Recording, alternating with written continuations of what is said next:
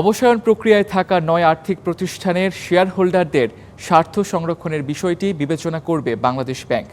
সম্প্রতি পুঁজিবাজারের নিয়ন্ত্রক সংস্থা Bangladesh securities and exchange commission BSEC এই বিষয়ে চিঠি দিয়েছিল কেন্দ্রীয় ব্যাংককে। চিঠির প্রস্তাবগুলো বিবেচনা করা হচ্ছে বলে জানিয়েছেন বাংলাদেশ ব্যাংকের মুখপাত্র আরিফ হোসেন খান। বলেন, ৫ ব্যাংক শরিয়া ভিত্তিক হওয়ায় সেখানে কোনোভাবেই শেয়ার হোল্ডারদের স্বার্থ দেখার সুযোগ হয়নি। তবে অবসায়ন প্রক্রিয়ায় থাকা আর্থিক প্রতিষ্ঠানগুলোর ক্ষেত্রে এই সুযোগ আছে কিনা তা কেন্দ্রীয় ব্যাংক বিবেচনা করবে।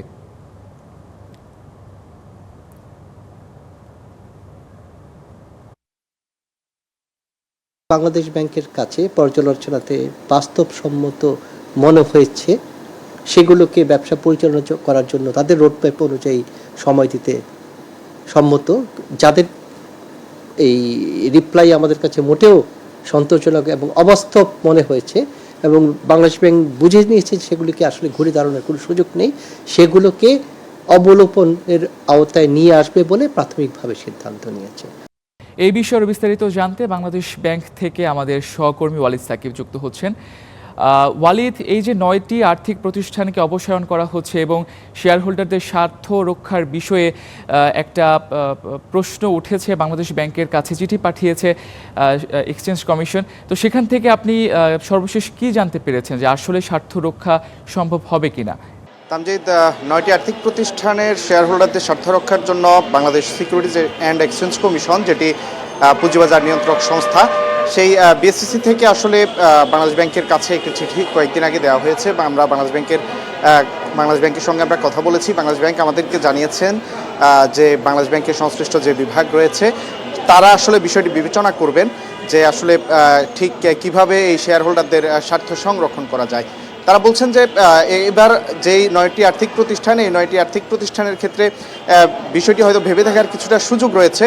এর আগে যে ৫টি ব্যাংককে একীভূত করা হয়েছিল সেগুলো শরিয়া ভিত্তিক হওয়ায় কিন্তু সেখানে শরিয়া কাউন্সিলের পরামর্শ অনুযায়ী সেখানে কিছু করার সুযোগ ছিল না।